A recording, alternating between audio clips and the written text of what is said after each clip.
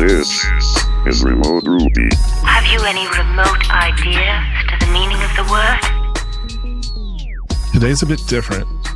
I would like to start with a quick story.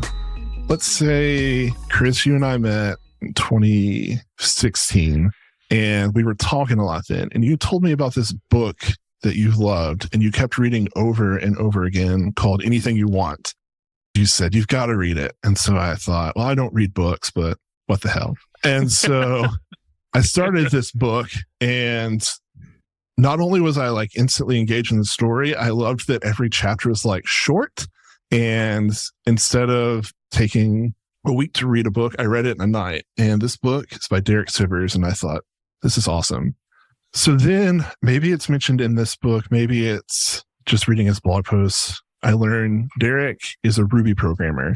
And I think, well, that's double awesome, because not only is this somebody I I love their ideas. They really sync up with me, but they write in my favorite language. And so you and I start this podcast in 2018, and Andrew comes along with us. Hi, Andrew. And I think it'd be really cool to interview Derek. And I never have the courage to ask. So let's go to November. I'm on my way to LA for RailSAS, and I see Derek has done a podcast with Jay Klaus with Creative Elements. And I listened to it, and I think this is awesome. And I'm just going to shoot my shot. And so I emailed Derek. I said, hey, I know this is like a shot in the dark, but you want to come talk about Ruby? And Derek has a book called Hell Yeah or No. And he replies almost instantly saying, I would love to. So hell yeah. And that was like one of the coolest moments in my life. So today we are here with Derek. We are going to talk Ruby. We're going to talk programming, all the wonderful things that we love to talk about in Remote Ruby. So Derek, welcome to Remote Ruby. Thank you. I am thrilled. And I know that's like a cliche thing people say, but I'm actually thrilled to talk Ruby stuff. I spend so much of my life in Ruby and Vim, but yet nobody sees it. People only see my books and they see my talks. And when they want to talk to me, they want to talk about business or the meaning of life, but nobody wants to know about my Ruby. And so I got your email to talk today. I was like, absolutely, yes, let's talk Ruby. I'd love to. It's such a huge part of my life and I never get to talk about it. When Jason told me, I was like, no way. People can't see it since we're on a podcast, but I've got one of your really early copies of Anything You Want with an autograph. I think it was the first 25 people or something on Amazon that bought it got the signed copy. Wow. And, I found out about you way back in the day when I was learning Rails in college. 2015, 2011, somewhere around there, and stumbled on your programming posts and story about CD Baby and stuff. And just over the years, I forgot all of that. I remember reading all your blog posts and listening to interviews and stuff, but over time forgot that you were Ruby developer. When Jason mentioned that, I was like, oh my gosh, I cannot wait for this. We're excited. Cool. So I think a good place to start, if it's all right, would be maybe just kind of how you got into programming first. But I have a prefix question I want to ask before we get there. Do you ever get tired of talking about CD Baby? Is it a thing that's I wish people would stop asking me about that thing? Business-wise, yeah. When somebody says hey, tell me how you started CD Baby, it's ugh. That was 1997. But talking tech never gets tired for me, as I say. So yeah, perfect. Okay, quick context, and I'll kind of do this rapid fire so we can get to the more interesting stuff. But I was not a programmer. I didn't want to be a programmer. All I was trying to do was just a musician selling my CD. But this is in 1997 when there was literally not a single business anywhere on the internet that would sell independent music. They would only sell your music if you were like Madonna or Miles Davis and had a record deal distributor. So I thought okay, how hard could it be to just build a little web store? But in 1997, it was hard. There was no PayPal or anything. So I had to make these CGI bin Perl scripts copied out of a book just to make a shopping cart. So it would kind of keep state and put items into a cart. And then when somebody typed in their credit card number and clicked place order, all it would do is send me an email with all of their credit card information in plain text. and I would highlight my mouse over the credit card number, click copy, Alt-Tab, paste into like a credit card merchant program and charge people's cards by hand and place every order by hand. So that was my first time ever programming anything. And even then, I just put it into a FileMaker Pro database, which nobody uses anymore, but it's like a native GUI app, just it's like a visual database to keep track of things, almost like a spreadsheet plus. But then it kept growing, and so I had to go server side. It's like the concept of a server side database was completely foreign to me. But somebody on a Usenet news group explained that I'm going to have to do this thing. And they said, just make sure you stick with open source. Don't let anybody sell you on some commercial program because they all go out of business. Only trust open source software. And I am so glad that dude in Croatia that day in 1998 steered me that direction. Because yeah, it just got me looking into learning SQL instead of just trusting some commercial app. And at the time, Ruby wasn't really out then. So it's 1998. I learned PHP, which was the thing to do. And just built my own thing from scratch. Like I said, it was just bare bones, did nothing. But the whole point was just to sell my music and sell my friends' music. I was learning for a specific purpose. And that is such a damn good way to learn. Necessity is such a good teacher. When it's like something's broken and you have to fix it, or your customers are begging for a feature, and so you have to figure out how to implement it. That's how I learned programming from scratch, was just because people were asking me to, basically. So that was my beginning. It's a cool beginning. And we won't necessarily go into like the CD baby story here. I think you cover that pretty well in books and blog posts. But you did build quite a successful business out of learning how to program. And so kind of maybe specific to this podcast, when did you learn Ruby or even hear about Ruby? Okay. So then 2003, I'd been running my little web store for 5 years, right, in PHP. And I'd heard about object-oriented programming, but I had no idea what it was. And it was like Christmas vacation. I was going to my girlfriend's cabin in Sweden. Girlfriend at the time was from Sweden. So her mom had a cabin, as many people in Sweden do. And we were going to the cabin for 2 weeks. It was going to be completely offline. So I heard that there was a language that was completely object-oriented called Ruby. It was totally obscure. Nobody was talking about it. There was only one book on Ruby, the Pickaxe book. And so I bought and downloaded the PDF of the Pickaxe book, downloaded Ruby and its man pages, and then went offline to a cabin in Sweden for 2 weeks. And there I learned Ruby and object-oriented programming. Oh, and I think I bought like 1 or 2 books just about object-oriented programming, just trying to understand this whole idea of like classes and objects and calling it. So it was just a new way of thinking. And Ruby was the thing I learned it with and just instantly fell in love. It was just, it's this breathtakingly beautiful little language. And after ugly PHP, I was like, oh God, this is great. Oh, I want to use this for everything. So but there was really nothing you could do in Ruby yet, except just write some little shell scripts. So for 2003 and 4, I was just writing shell scripts in Ruby. And I even went off to I think the RubyConf might have been a year later, but there was like talk on the Ruby Usenet group or a mailing list or something that there was some guy in Denmark that was writing a web framework for it. So I emailed him and said, hey, I heard you're writing a web framework. And he said, not ready yet. Go away. That later was Rails. But there was this cool sense of community that Ruby had before Rails was invented, where it was just like language nerds in a way that you'd imagine going to like a Common Lisp or Racket or Haskell conference might be now. But even those have been around a long time. Let's just like pick some obscure programming language that's out now, say like Lua.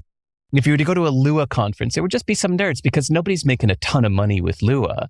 It's just people who have self-selected to nerd out on a certain language. And so that's what Ruby used to be before Rails came in. But it was really cool. It had a great sense of community and Wide the Lucky Stiff and the poignant guide.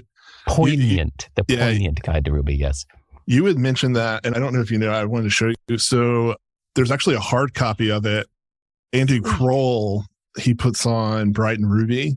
Yes, I know Andy. Wow. Okay, Andy, he had these printed, and so I didn't make it to Brighton Ruby, but he mailed me a copy. So I'm sure he still has some. If you want to actually get a I had no idea. Copy of one, yeah. Andy and I used to work side by side in Singapore. We lived in Singapore at the same time. No way. Before he moved back to England. Yeah. So he and I spent many, many hours pair programming at the gosh. table in Singapore, but I didn't know he printed that. That's so cool. Well, all right. But yeah, so that's my Ruby history. And so now I'll just quickly do my Rails history. So then when Rails came out, I was like, oh, hell yeah, this is great. I've got 5 years of ugly legacy code in CD Baby and PHP. I'm going to rewrite this thing in Rails. So as soon as Rails was announced, almost immediately I announced to the world in a blog post, like, all right, I'm rewriting CD Baby in Rails. And I remember some people said that helped them take Rails more seriously. Like, oh, wow, this business that's already making millions is going to rewrite in Rails. Cool. So I started doing it. And of course, the first 80% was easy. Quickly replaced my CRUD stuff with Rails. Hold on, I have to stop to give you the one bit of trivia too, is that the guy that showed me Rails, when I first heard of it, there was a guy that was already using it and he said he could show it to me better than just sorting through man pages. So this guy named Toby, I paid him $100 to sit on the phone with me for 2 hours and walk me through what Rails could do. He did a great job. He showed me Rails so well. And a few months later, he said, hey, I'm starting a new company, like an e-commerce company. I'm looking for investors. And I said, oh, sorry, dude, I can't help you there. Thanks for showing me Rails, but can't help your little company idea. Good luck. Anyway, that was Toby started Shopify and is now a billionaire. So that's the Toby who taught me Rails. So then, yeah, started using Rails to rewrite CD Baby. 80% of it was easy. But then I hit upon the really hard stuff, like just CD Baby was doing things that Rails didn't do. Maybe it does these days, but that's kind of the framework problem that many people can talk about and have, is that frameworks are great if what you're doing fits the framework. But if you want to do something that doesn't fit in the framework, it's really hard to try to make a framework do something it wasn't meant to do. So I struggled with that for a long time. And after 2 years, I gave up and I used what I learned from Ruby to just rewrite my code from scratch in PHP. And it only took me like 10 days to do it. It was more beautiful because of what I had learned from Rails. So still to date, I have never actually used Rails. Everything I do is in Ruby, but nothing I do is in Rails. When I first emailed you, I was about to give a talk literally like 2 days later. And the talk I gave was on like the Rails Renaissance. So in order to kind of cover Rails kind of picking up steam again, I had to cover, oh, nice pun. I didn't even mean it. To cover that, I had to start at the beginning of Rails. And so I didn't get into Ruby until like 2012. So I started the first blog post in the Rails blog and just went down. And one of them was CD Baby chooses Rails to replace PHP. And so I include that in my slide. And then when I emailed you, you're like, we actually never shipped Rails. I was like, I'm going to delete that slide now. So that actually saved me from looking like a complete dumbass. So if I understand correctly too, so PHP has more object-oriented features now. It has like classes and things like that. Were those around in the early days of PHP? Those kind of object-oriented features, or? I don't know. And if they did, I didn't use them. Yeah, it wasn't the object-oriented stuff that I got from Rails. It was more just like learning some best practices and just smarter ways of routing and viewing. And I think maybe like the whole like model view controller split. I wasn't doing that before. Gotcha. So my next question, 2 years of work and then decide, I mean, obviously you were able to rewrite in 10 days, but what does it feel like to be like, you know what, this isn't working and push that work aside? If you've ever had a breakup with somebody that you've been with for a couple of years and it just wasn't working out, and when you break up, it's probably a big relief because you spent 2 years trying to make something work that just wasn't working. That is the most apt analogy I've ever heard in my life. I feel that. So you rewrite in PHP, eventually CD Baby, you go a different direction. Where does Ruby fit into your life post CD Baby? What kind of things do you build with Ruby these days? Everything. I keep thinking I should learn another language. So many times I've like read a book on, say, Elixir or Lisp, Racket, or even Perl 6 was surprisingly sweet. Sometimes pick up these books and I read them just to understand them. Closure, as we talked about before we hit record. And in the end, I just think, God, just Ruby is gorgeous and it works. It does everything I need to do. I'm just sticking with it. So everything I script, everything I do, all my programming is in Ruby. You kind of mentioned the early Ruby community and what it was like. And of course, the three of us, our experience is different. By the time I started going to Rails and RubyConf, there had been a decade of them. And there's a lot of corporate sponsors. So hearing that kind of Ruby community is different. And I was just kind of curious, what was your experience in that community like? Did you get involved in the Ruby community? Not really. I mean, more like just attending a couple conferences each year. But it was really sweet. Like some of the early originators, like Jim Wyrick, who invented Rake and was just such an early pioneer, or Dave Thomas and Andy that run Pragmatic Programmers that wrote the first Pickaxe book. I got to be friends with them, and being around nerds that are pursuing something intrinsically instead of for extrinsic rewards. In that first RubyConf I went to in San Diego before Rails, it was just like 200 nerds in a basement that just geeked out on this programming language and liked it enough that they flew to San Diego to talk to other Ruby programmers about it.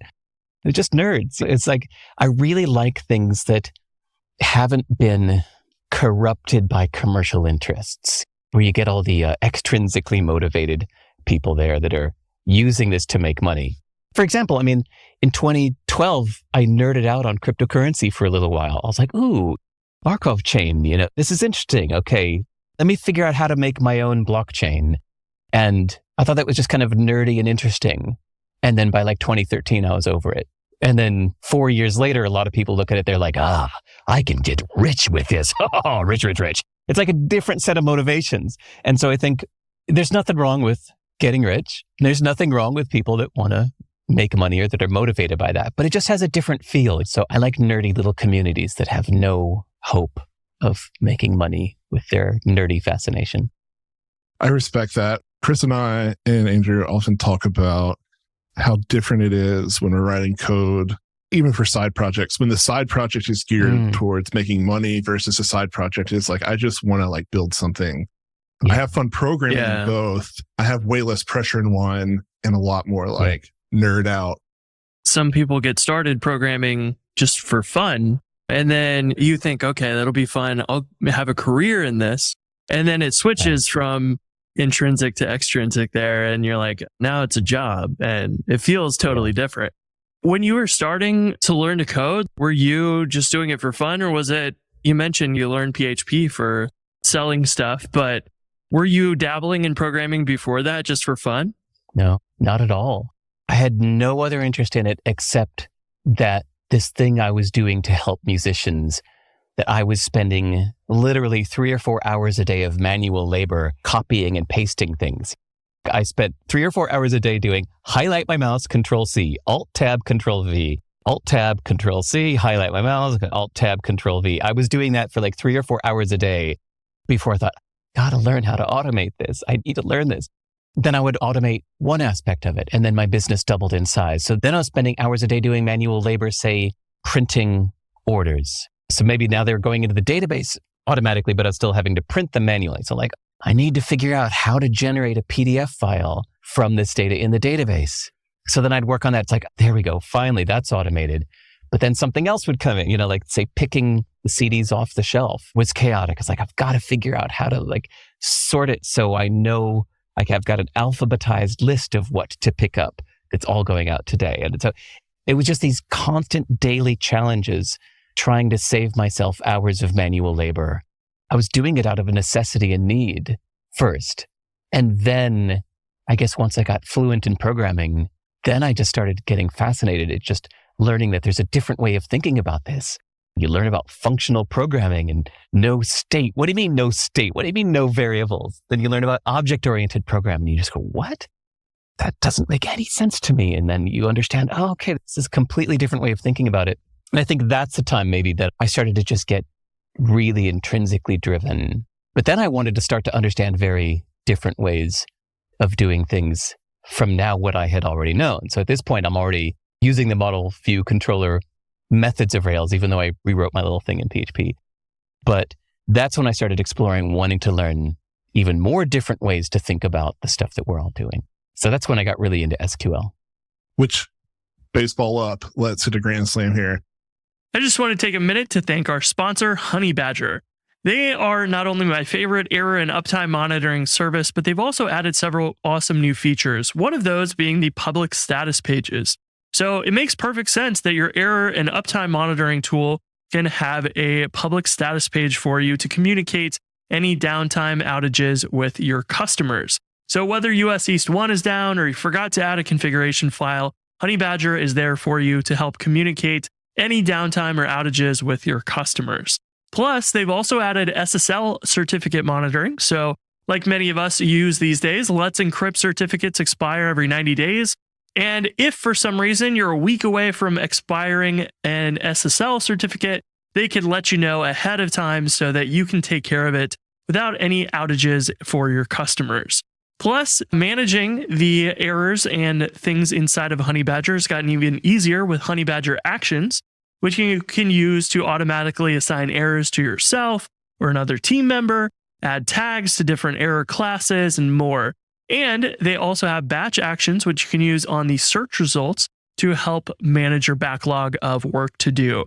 So Honeybadger is the place to check out for error and uptime monitoring, and it's only getting better. So check them out at honeybadger.io. One of the things you talk about that really clicks with me is you had a couple of blog posts for a while about ways you use the database. You could write this in Ruby. You could write this in a programming language, but the database is really good at it. You could just handle it. And so that was like, yes, let's go. I would love to hear kind of these days. We can talk about a couple of things. We can talk about the e-commerce store that you use to sell your own books, or in one of your books, you mentioned you have a people database, kind of like a personal CRM. And I would just love to hear how you approach building those. So we have to talk about Rich Hickey, and a talk that I know that you know, but I hope that every listener of this will immediately, after finishing this podcast, or pause right now and go to YouTube, because you have to see the talk. It's important to see the slides. It's at the RailsConf 2012. Rich Hickey, Hickey, the inventor of the Clojure programming language, gave a talk at RailsConf in 2012 that is the single most influential talk on my whole life. This one talk by Rich Hickey has changed my life more than any other single talk I've ever seen in any venue, in any field in life. Not only did it completely change the way I approach programming, but I even apply it to life all the time. So I'm even telling my non-techie friends about this talk. So the essence of it is he starts out by pointing out the mistaken definition of simple versus easy. He said, we often get those two confused, but he said, simple is an objective definition. It means unbraided. It has only one. It's not connected to other things. The opposite of simple is complex. That complex is based on the word complect, which means to braid things together. So when something is complex, it means it is complected. It is intertwined and braided together with many other things. Whereas simple means it is not. It's not braided together with other things. It's not complected. So easy just means it's near at hand. It's familiar to you. It's easy to do. So the problem is we get those two things mixed up. So favorite punchline of the whole talk is he said, it is dead easy to type gem install hairball. And he said there, it was only 3 words. You hit enter, but now you have just installed a massively complex thing with so many dependencies, and everything is tied together, and it's fragile, it's unreliable. There's so many points of error in there where it is hard to build something simple. And I just love that distinction. I think about it in other aspects of life. But that changed the way I think about programming so much, because basically all of us have this massive complexity, this complexion in our life, where our Ruby code and our SQL data are two halves of a whole, that one won't work without the other. People are using their database as like dumb data storage, and it won't work without the Ruby code around it. But then the Ruby code won't work without the database. Database won't work without the Ruby code. You can't just go to your database and say something like merge 2 accounts or refund this customer, because all of your data logic is kept in Ruby in these Rails models. I saw that and I just felt this deep sense of this is wrong. These two things shouldn't depend on each other. This is complicated. This is complexed. I want to simplify this. So, of course, there are a couple different ways you could simplify it. You could just say, I'm not using a database anymore. I'm just going to keep everything in Ruby. And I don't even know what that would look like marshalling objects or something like that. And I guess that's what some people try to do with like NoSQL databases if they use nothing but JavaScript. Like everything is just kept in JSON objects, persisted somehow. But to me, I love SQL. I don't love SQL. I know SQL. I believe in the database. I think PostgreSQL is a marvel. And after the Rich Hickey talk, I looked at my situation and I thought, I really need to be keeping my data logic where the data is. Because we call it business logic, but usually it's not. Usually it's data logic, that a date must be 4 numbers, 2 numbers, dash 2 numbers. An email address must have an @ sign in it. This is data logic. Or the price of an item can't be below 0. Things like that. We call it business logic, but really I think that should be kept where the data is kept.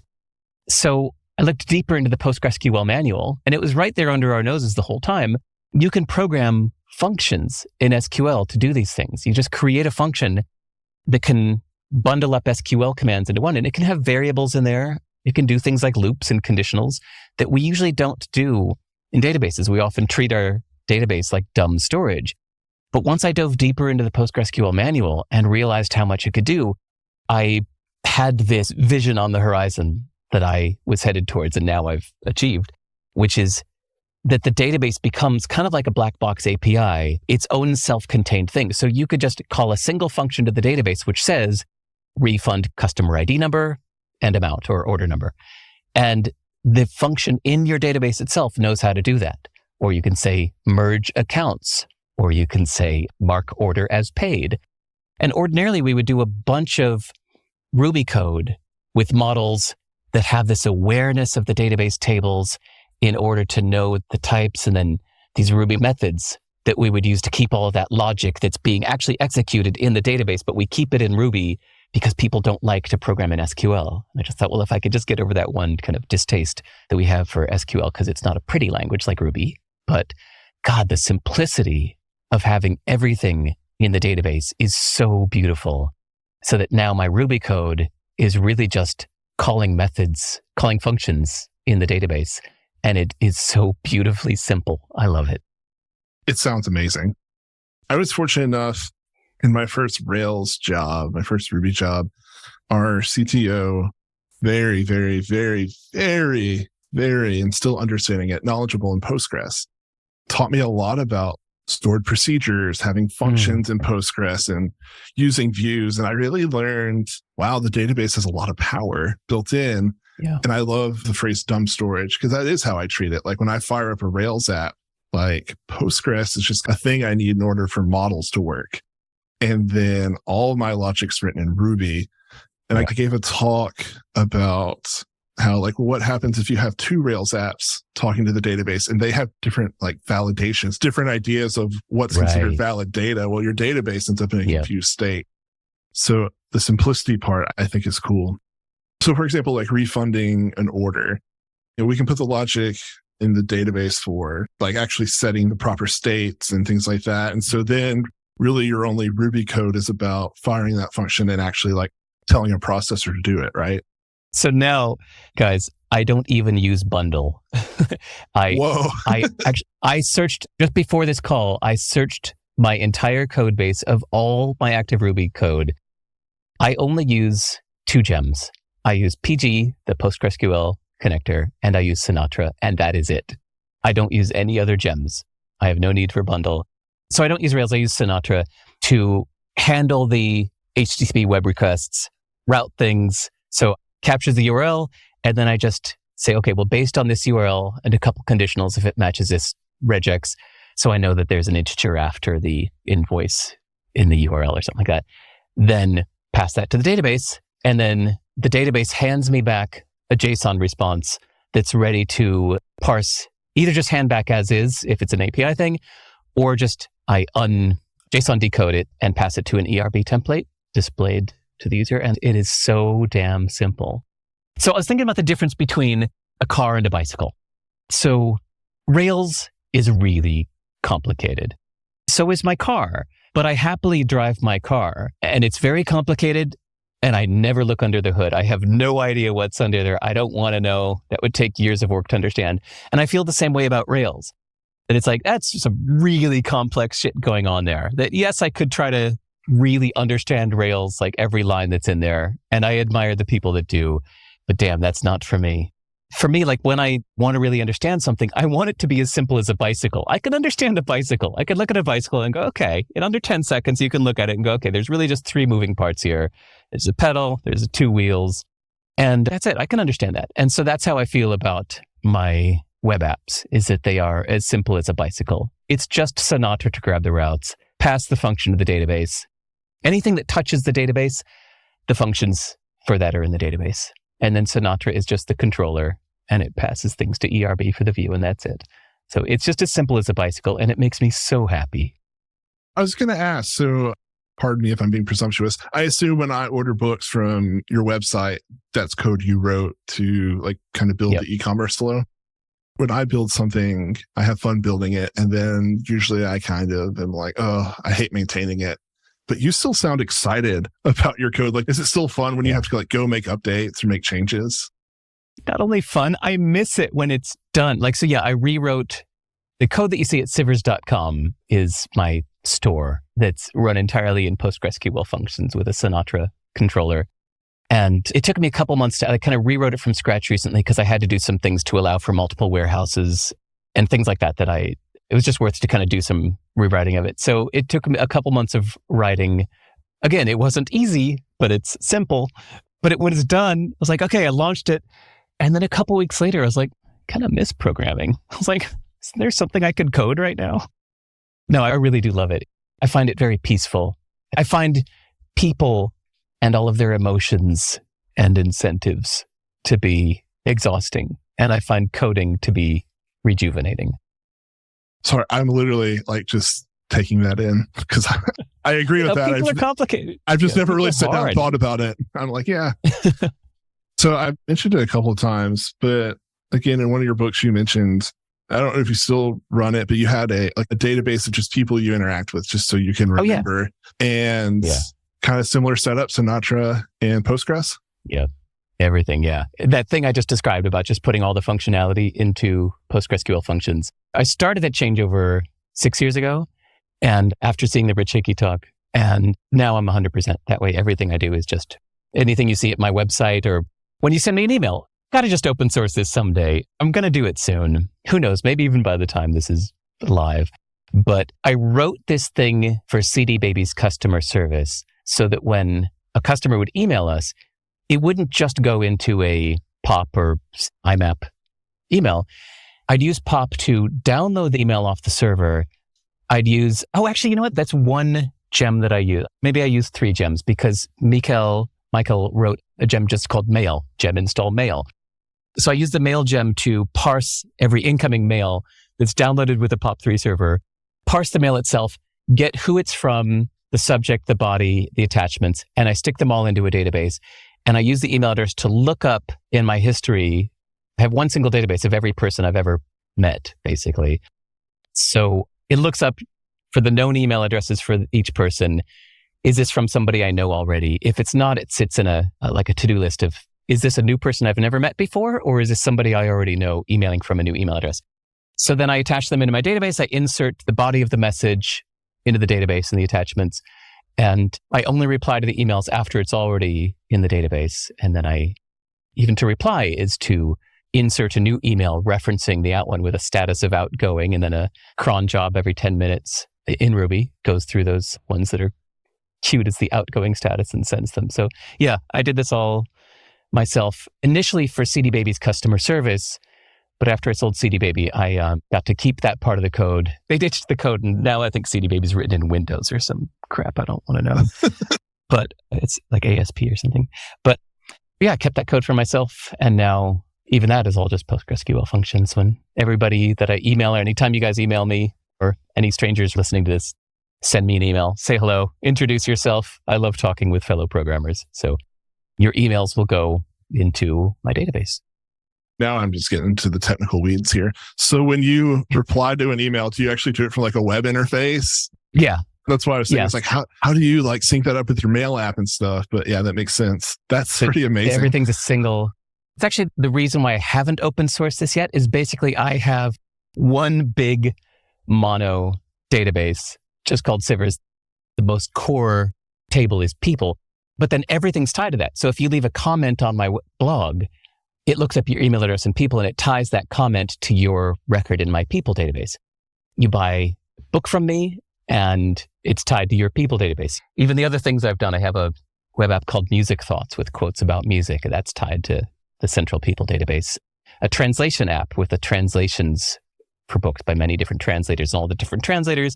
Even when you guys saw the printed copy of my books, every sentence in that book has its own entry in a table called sentences, which is tied to a table called translations, where I've hired translators to translate each sentence in a one-to-many relationship between the original sentence I wrote and the many different languages in the translations. So all of this is in one single database. I have said in the past that I plan to open source it. I'd be happy to just hit publish and put this on a public repository, but it wouldn't be usable to anybody because it's just one big thing that's like all tied together to my single people database with like 9 different Sinatra apps to access it. That is fascinating. When you're explaining this, I feel like you think of programming as an extension of yourself. Do you see yourself like, if somebody asked you, like, would you say you're a developer? It's interesting. A lot of people want to have that title.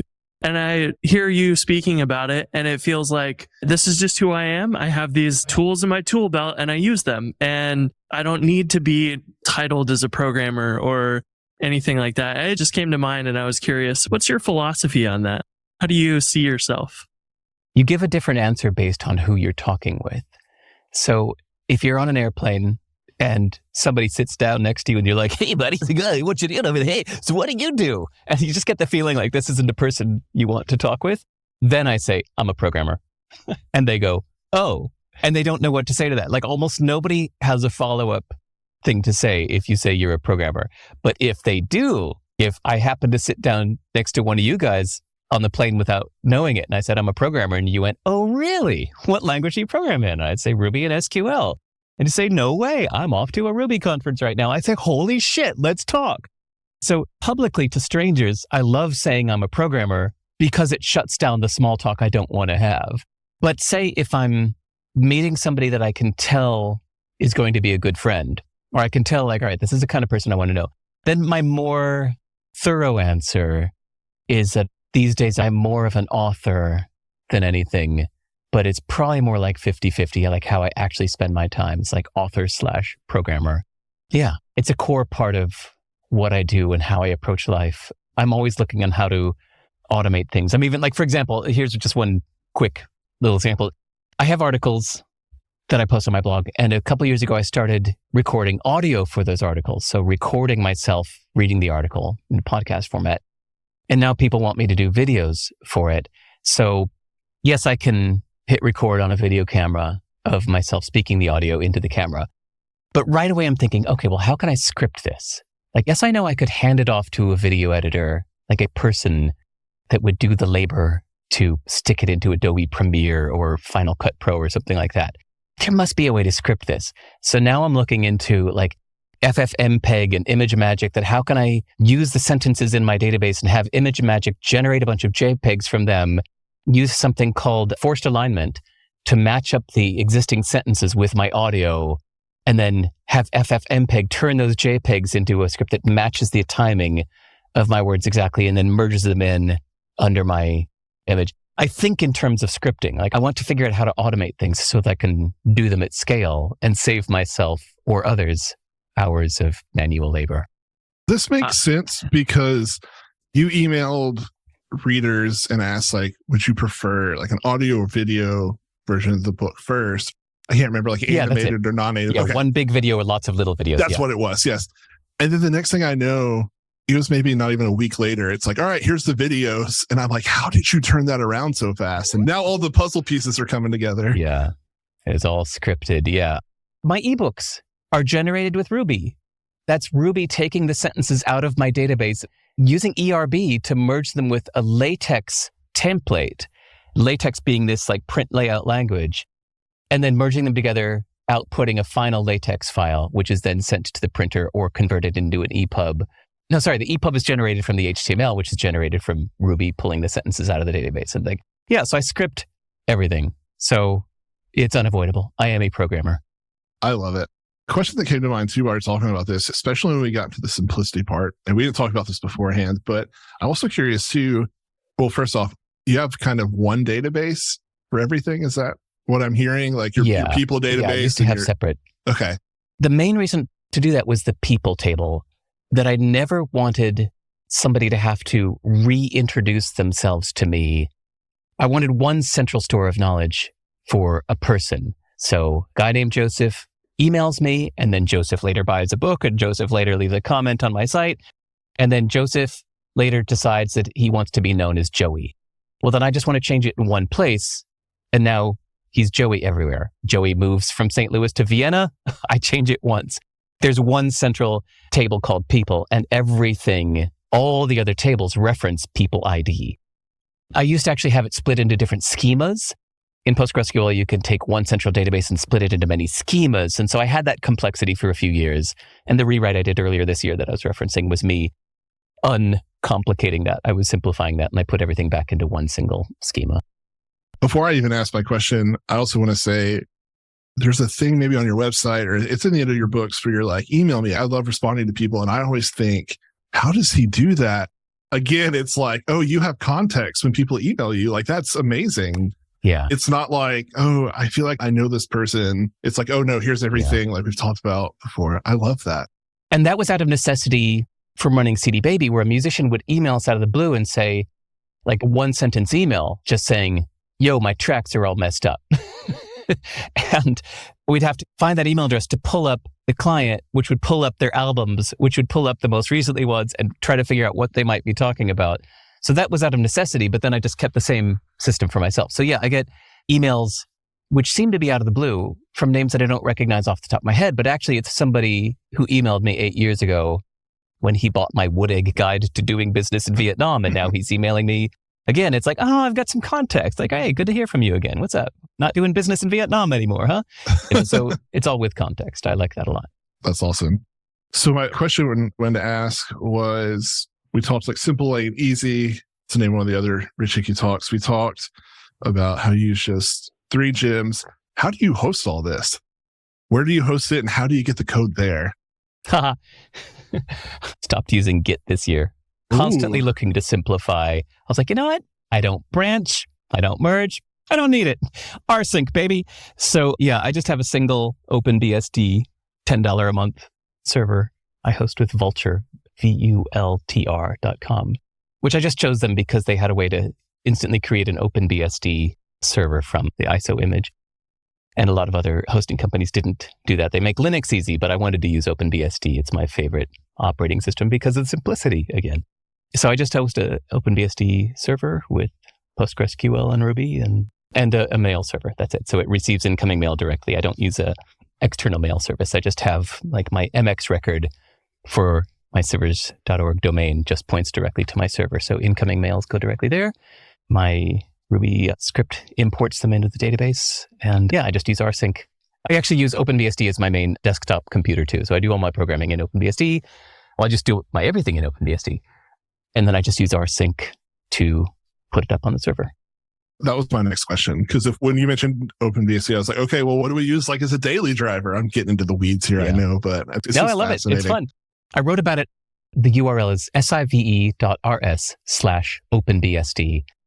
I wrote about why I use and love the OpenBSD operating system. But just in short, I just find it to be the simplest solution. Again, not to knock on Rails, because I'm friends with the people that wrote it, and I am in awe of the people that know it inside out. But to me, I don't want the complexity of Rails. I'd rather have my little 2 gems, Sinatra and PG. And same thing with my operating system. I know that Macs can be beautiful, and I know that the hardware can be beautiful, but the operating system is so damn complex, and same with Windows. And when I use OpenBSD, it's just like, there we go, nice and simple. I feel the same thing about Alpine Linux, maybe even Arch Linux. So I'm a big fan of bicycle simplicity. Do you ever feel like the simplicity comes with I need to do something, but now I have to build up sort of those things in order to do this complex thing. Yes. And that's my intrinsic motivation, because I want to learn that instead of just passing it off. If something doesn't matter to me, like my car doesn't matter to me that much. I'm not a car aficionado. I just use it to get where I need to go. I don't care that much. And I know a lot of people are like that with programming, that this stuff we're talking about, SQL functions, they would just look at that like, I don't need to do that. Why would I do that? I just need to get this web app built. I'm just trying to get where I want to go. I'm just trying to get this damn thing built. But sometimes you get into something. Like I could imagine if I got really into cars, then I'd probably want to find an old 1962 car that I could bring into my driveway and like get in there with a wrench and understand the whole thing. And so I think that's what happened along the way with my operating system. In theory, I would like to understand it a little deeper, but I occasionally just read man pages for commands I've just never really read the man page for, to just try to understand my operating system better. So then when you do need to make something that matters to you, like my books, for example, I could have just written the text to my book, handed it to a graphic designer that would put it into a big, giant, bloated Adobe program and send it to a printer. And I could have said, and that's fine. But I care too much. Like, this is a thing I care about. Unlike my car, I care about the code that generates my books. So I took the many, many hours to learn LaTeX, and then spent many more hours learning how to generate LaTeX from my database, from each of these sentences, and merging it together with ERV and all that stuff I said. So it's like, yes, it's extra work, but hey, going back to the Rich Hickey talk, that's simple versus easy.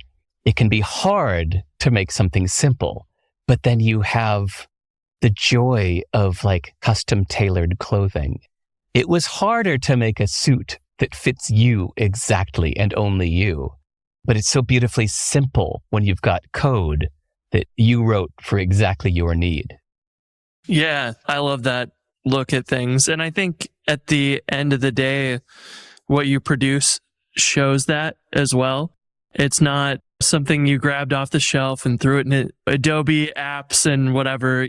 Throughout the entire process, you're putting in thought into every little decision along the way, which is like something you wouldn't have had to think about maybe using an Adobe app, but it's like those details matter to you, that matter to the end user. It's things like being able to have your people table, and effectively like your brain could never have all that knowledge there. So we just store it in the database, and that's extra memory for you.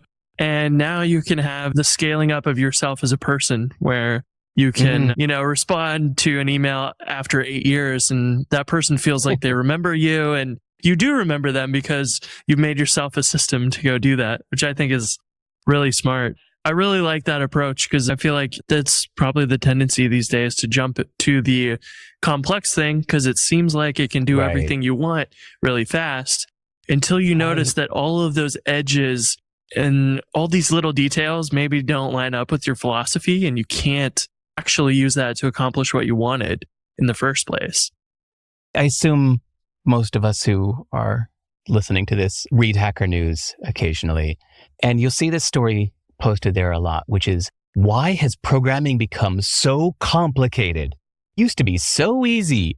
A little PHP script or a little bit of JavaScript and HTML. Now, oh my God, with Kubernetes, whatever, the cloud and React and what. And every time I read that, I think, you don't have to do that. Like CGI bin still works. You could just put a dead simple little Ruby script in your CGI bin directory and it'll work. Or you could just make a static HTML page. You don't even need to generate it with Jekyll. You could just open bracket, exclamation point, doc type HTML, close bracket, and just start writing. Save as file name.html and use SCP or whatever to just upload it to the web root on a Linux server. Like, it actually is still dead simple. But to do that, you have to get kind of philosophical. So I haven't written this yet, but someday soon, I'm going to write a post about why programming is or can be philosophical. A guy in India just emailed me asking, what does it mean to be philosophical? And the best answer off the top of my head was, it's to think of everything from scratch, to kind of question everything, to not just do what most people do, but to ask yourself, why am I doing this? What do I really want? Do I really want that? Or do people tell me that I want that? What's actually made me happiest in the past? What would make me happiest now? What do I really want now? And to just take a few hours to ask yourself these questions, to question your behavior. And when you get the answers, to then make your daily actions align with your honest answers for you, not for others, but for you.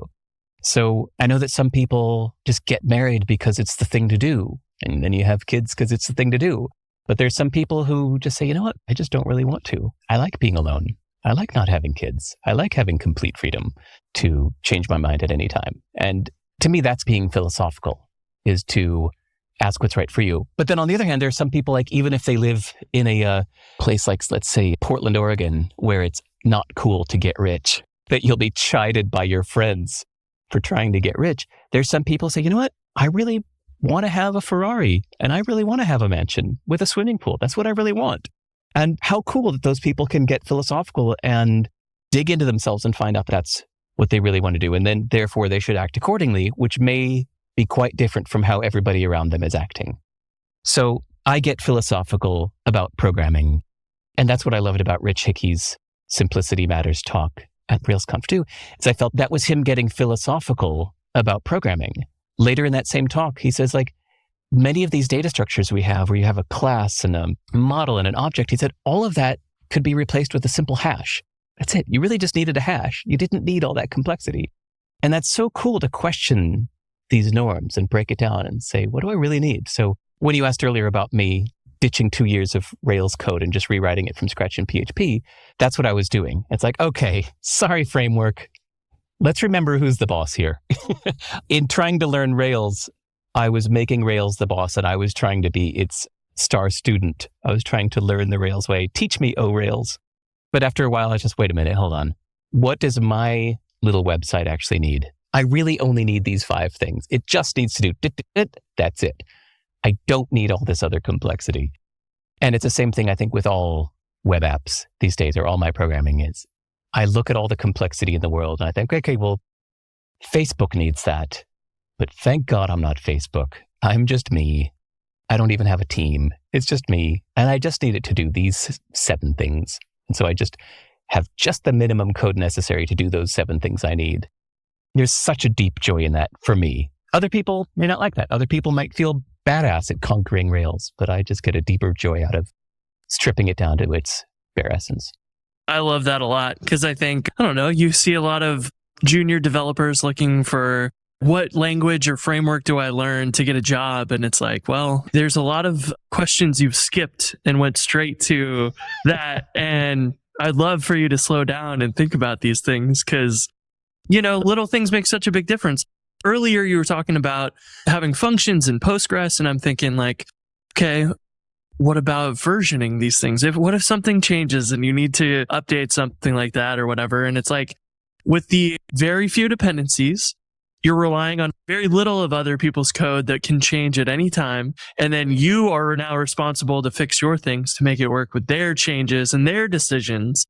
And they may decide to take it in a direction that you can't use or don't want to use or whatever. And so like the less dependencies on other things, I think probably has made it easier for you to maintain all this stuff for yourself over time. Yeah. Less things to break. Definitely. Yeah. But it feels like there hasn't been enough talk about the philosophy of programming for a while because React got popular and then it was like, how do we build everything to do it the Facebook way or Google way or whatever? And it's like, what about the little individual programmer that is building stuff for themselves? Like you take on those burdens and now you are at Facebook's will to change React every week when they want. And now you have to keep up with that. And that's a second job trying to build the thing you were trying to do in the first place. Now you're distracted. So it just got me thinking about a lot of maybe it's a cultural change or something over time. Now as the frameworks and languages get bigger and bigger and there's more programmers or whatever, but I feel like things have changed. So glad you brought that up. It's important to remember historically that the reason that Rails caught on like wildfire in 2004 is because at the time, the only existing web frameworks were Java-based things that were huge and complex and just daunting, overwhelming. And people's like, oh my God, this is so complicated. And then David comes out with Rails. And it's like, look how easy it can be. Simple as that. And people went, oh my God, thank you. So much better. And instantly, everybody dumped the Java frameworks and switched over to Rails right away. I think we are at that point again where things have become so damn complex that it's ripe for somebody to come along and make a much simpler back to basics solution. I think we're kind of close to time, but I had one more question I'm selfishly curious of. So a lot of your history is as a musician as well. And I'm curious if you've ever had the opportunity to intersect programming and music. Ooh, not yet. God, I just barely last week was looking at some like tool in like Common Lisp to like generate music and waveforms and such from Common Lisp, and then like generate arrangements for things like having so this idea of like computers generating music is fascinating. I'm kind of scared to go down that rabbit hole. I think I would need to like finish writing books first before I could open up that can of snakes. But in short, no, I got into programming just as I was getting out of making music. I see. My high school years, my college years, all in on music. Like that was going to be my thing. And then I found programming. And it was like, all right, music, you were fun. And so now like I've gotten back into music and I keep trying to like find ways to like cross the two over. And I haven't found something interesting enough to do it. So I was just curious about that. And I lied. I have one more question. We were talking a lot about simplicity, and this is such a nerd question. You don't have to answer this, but what payment processor do you use? Because I can't find one that's simple. They're all complex. Stripe, in short, because Patrick Collason and I had lunch in Singapore, and I think he's a nice guy. And when I have trouble, I can email him directly. So I'm Stripe for life. I still think Stripe is the best. The payment industry as a whole has changed a lot. And so... Yeah. I understand that it's like, kind of like we wonder why politicians act so stupid. And then you can imagine, okay, look, if you're actually running a country, it's way more complicated than it seems from the outside. From what I understand, payment processing is so much harder than it seems because of all the fraud that you would think it would just be dead easy. Just charge the damn card and pay me. But apparently all this complexity is because of the fraud. But still, one of you asked the question, but if I'm using a really simple operating system and then I need to do something it doesn't do, where I thought you were going to go with that is I very often just say no to the things that my OpenBSD operating system can't do. And I like that. I like that it doesn't run any proprietary software. I like that I can't watch Netflix on OpenBSD. I embrace those limitations. If OpenBSD can't do it, then I'm not going to do it. I'm choosing to simplify my life that way. So I do wish that there were more businesses that would choose the voluntary simplicity of saying things like, you know what? Use our simple API if you just want to charge transactional credit cards. No, we won't do subscriptions. We won't do memberships. We won't do, we won't do all these other things. And no, we're not a bank. We're not going to give you loans. But if you just want to charge a card, here's a simple API to do it. And that's all we do. And we're okay with that. I guess these are more like lifestyle businesses that might exist somewhere, but we don't hear of them. I know that was like off the cuff and random, but like, it's just, while I've got you here and we're talking tech, I mean, you take money, we all work with money every day at work. So Derek, is there anything technology-wise, programming-wise that we didn't cover that you'd like love to chat about before we wrap up? No, I think my little two takeaways are, if it's the end of this talk, please everybody go watch Rich Hickey's 2012 talk on YouTube called Simplicity Matters for the 2012 RailsConf. And every programmer listening to this, please send me an email. I love talking tech, as you can tell. I'm like bursting to talk tech stuff. I get so happy when I get an email with the subject in my inbox that has anything to do with a programming language or an operating system or SQL or something like that. I'm like, oh, good, I can talk tech for once. So please, anybody listening to this, go to sive.rs, my website, and there's a contact link with my email address there, and just send me an email and say hello. Well, this recording has been a blast, and cannot thank you enough for coming on and talking tech and Ruby with us and letting me ask absurd questions that no one should ask. Thank you so much for being on. We highly respect everything you're doing. And I believe in your database a while back, and I sent you an email, or I intended to send you an email. I'm pretty sure I did. But reading your blog posts and everything was like an inspiration to see like, oh, you know what? You can go start your own business and, sell things, and you don't have to do it the way that everybody else does or whatever. Like, you set your own path and stuff. And so you were just a huge inspiration for me. And I just wanted to say thanks. Thank you. That means a lot. All right. We'll wrap up here and we'll do this again next week, boys. Sounds good. See ya.